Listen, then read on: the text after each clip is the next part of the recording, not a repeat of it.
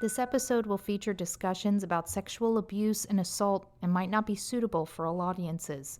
If you or someone you love is affected, please call the National Sexual Assault Hotline, available 24 hours a day at 1-800-656-4673.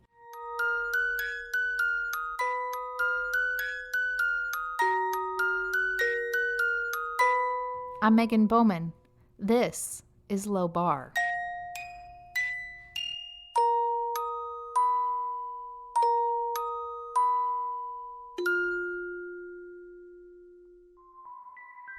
My mom loves to tell the story about my first dance recital.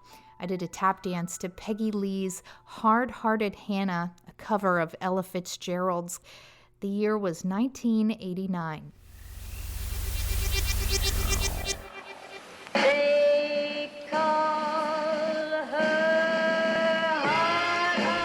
I'm 4 years old.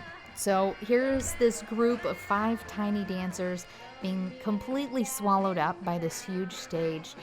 Gold tinsel backdrop hanging up behind us, and all of us are dressed in these short black leotards with lacing on the front, black fishnet tights. We have a pink feather boa around our necks and a little garter around the top of one of our legs. The first part of the dance goes great. You know, we're all shuffling together, killing the steps, and then I stop. But the music doesn't stop, and neither does the other kids. I drop the feather boa, walk to the very edge of the stage, put my right hand to my forehead to shade my eyes from the bright stage lights. Of course, my left hand is on my hip with all my sassiness. I lean forward, searching the audience for my mom. Then I yell into the audience at the top of my lungs, "Mom, I don't want to do this dance anymore." And then, of course, the whole audience erupts into laughter. It's a cute story for sure. And 30 years ago, that's all it was, just a cute story. To be honest, I never really had a problem with it. I didn't think anything of it, neither did anyone else to my knowledge, until one conversation I had with my husband kind of changed everything. You know, he heard that story at some family get-together, of course, and on the way home, he's like, "I cannot believe that your dad was cool with his little girl going on stage and dancing like that to that song." And yeah, I mean, it got me thinking. I was only 4 years old, dancing in front of a large audience in a barely there leotard with a feather boa to a song about a woman who teases and tortures men. To tease her and thrill her, to torture and kill her. I should never have been dancing to that song in the first place. Hard-Hearted Hannah, no matter how incredible Peggy Lee or Ella Fitzgerald is. Yes, hard-hearted Hannah, lamp of serenity. Maybe I didn't want to do the dance because, I don't know, on some deeper level, maybe I just knew it was fucked up. Fast forward 30 years and the culture in the dance industry hasn't gotten much better. This is Low Barre.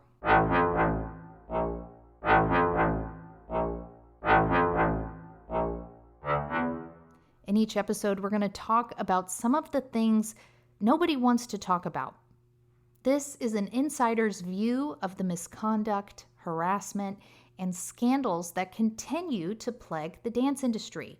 It's become commonplace to make exceptions or excuses for seriously bad behavior, and the bar is too low. From the sexualization of extremely young dancers to allegations of sex abuse, from the normalization of pain and discomfort in dancers to the high numbers of eating disorders, from a lack of mental health care to pay gaps and power struggles, I'm leaving no stone unturned. The goal of this podcast is not to rip the dance industry apart, but to help it raise the bar. This billion-dollar industry can and should protect those it claims to be of service for. Young dancers deserve to be protected and advocated for because I sure as hell wasn't.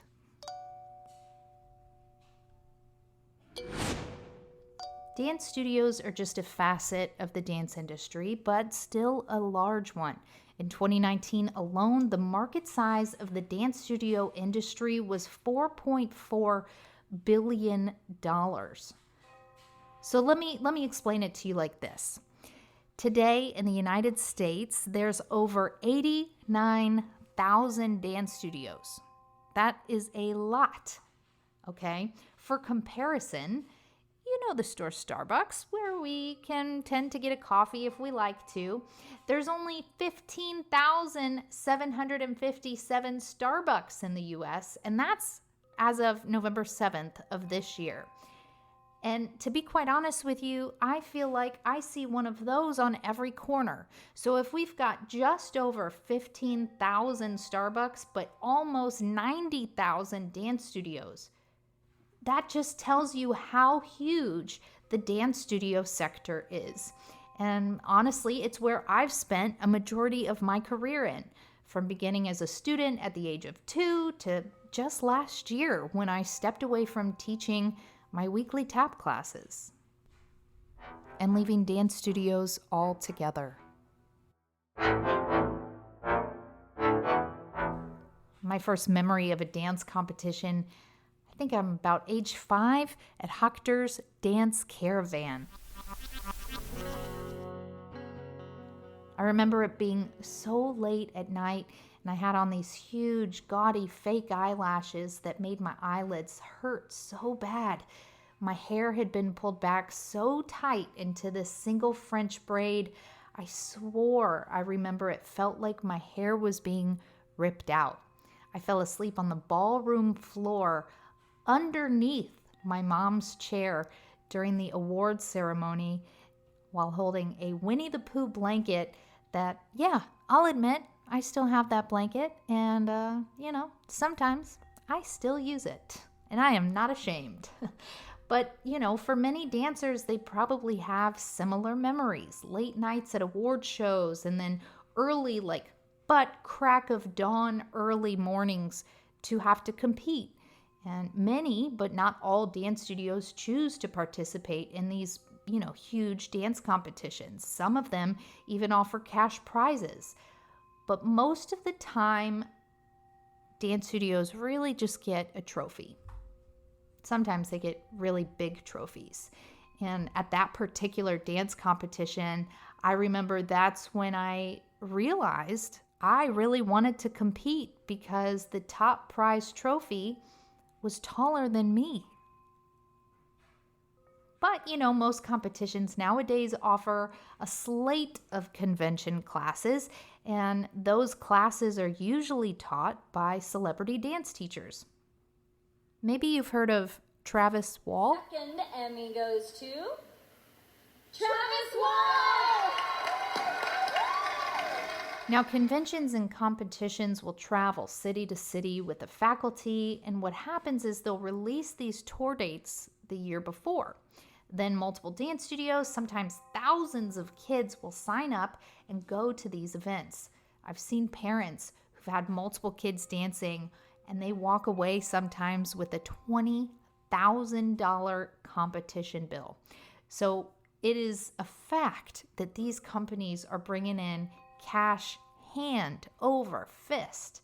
Now, usually the rooms for the competing or dancing kids will be split into different age categories. You have many, which is usually age 7 and under, to a senior age, which is 15 to 18. After that, of course, you'd be in the adult room, usually where your dance teachers will go. Now, I've had so many great experiences at conventions and competitions. It's really taught me a lot about myself, growing up, how to compete, how to be a good sport, and all of these things. But I've also had some really bad experiences at conventions and competitions.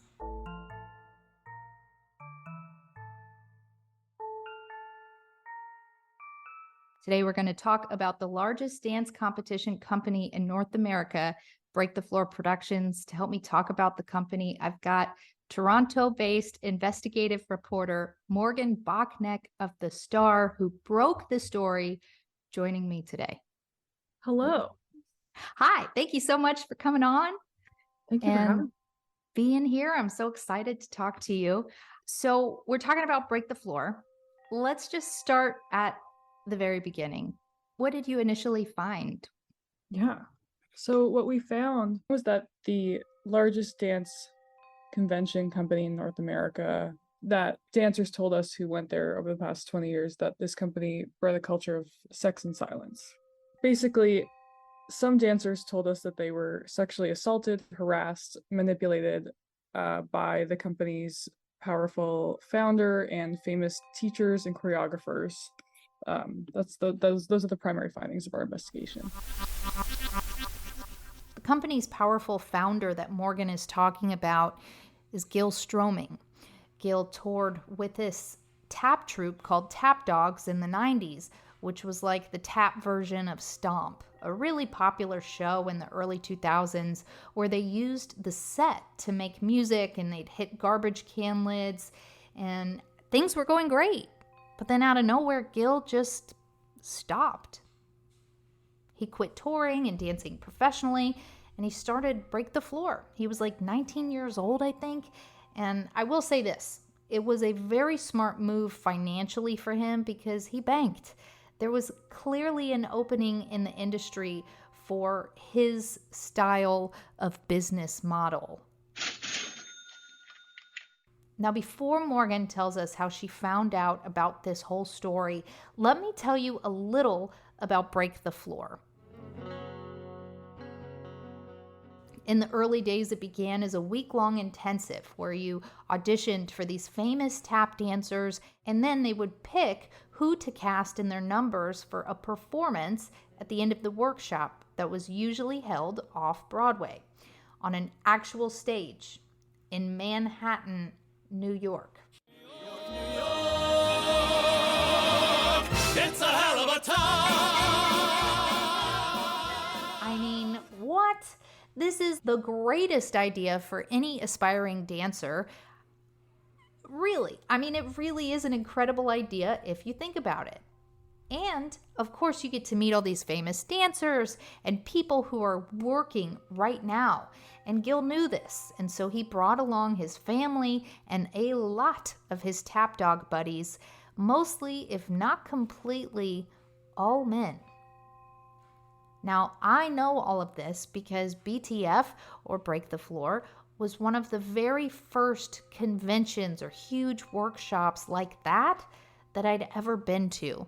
In fact, when I went to New York for this workshop, that was the first time I'd really ever been that far from home. I came into learning about BTF because I assisted Danny Wallace at this big workshop in Michigan, and he said I should really check this thing out. So, of course, what did I do? I ran, told my parents about it, and they signed me up. Now, Morgan found out about BTF a little bit differently. Someone I went to elementary school with and stayed in touch with, his college roommate was Keanu Uchida. So he connected me with Keanu, who told me that he had worked at this company and he had danced at this company growing up, and that him and all his friends had various allegations, and would I be interested in looking into this? And I said, yeah.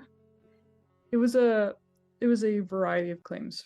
Some of them stem from the early days, some of them were as recent as just a couple of years ago, and right before the pandemic. Yeah, it was all throughout.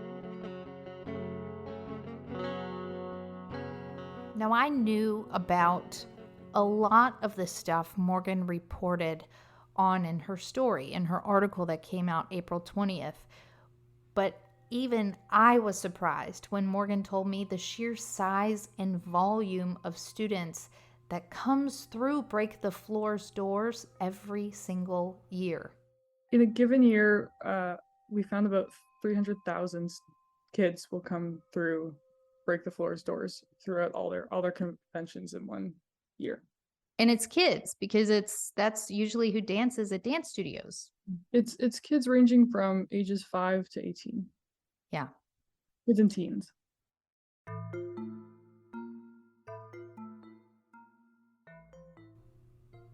Now, Break the Floor is more like an umbrella company. They produce and have multiple dance competitions and conventions, 24/7, Nouveau, Jump, Radix, Dancer Palooza, and the Dance Awards. But the Break the Floor convention I actually went to, that no longer exists. Also, when I was a student at BTF, those other competitions didn't exist. But Morgan told me she just kept working through the grapevine, going back, starting here. Who do they know? Where do we go here? Where do we go next? Where do we go next? And she just kept working her way back in time. We found people all through other dancers, and also like archives of the Break the Floor site. So like we found dancers through we would talk to one dancer and we'd say, is there anyone else you should talk to? And then someone would say, oh, maybe these 3 people might know something. Or even people who didn't know anything would say, well, maybe try these people. I remember seeing them around. So we would just follow up on all those leads, just classic reporting. And then also like Break the Floor lists all their winners online. So like historically, so we would go through there and reach out to those people and see if they want to chat with us about anything. And that's exactly how they found me. Now, Morgan has made me fully aware of all the risks involved in stepping forward like I am. But like I told her, I've made my peace with that. I'm ready, and it's time. And you know what? Hopefully this will just be one more step in furthering the conversation and bringing some of the issues within this gigantic industry to light. Join me next time as we continue talking about BTF and other allegations of dance instructors. I'm Megan Bowman, and this is Low Barre.